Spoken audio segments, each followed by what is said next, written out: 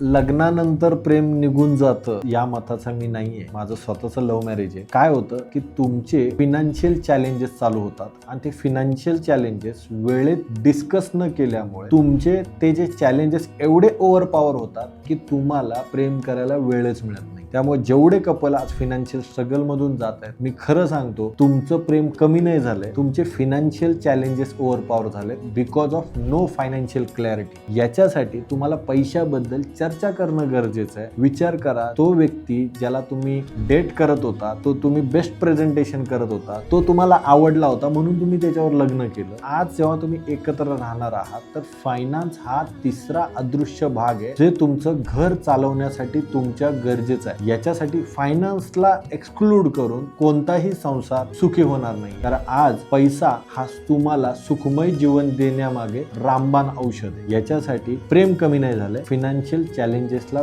योग्य पद्धतीने हाताळणं गरजेचं आहे.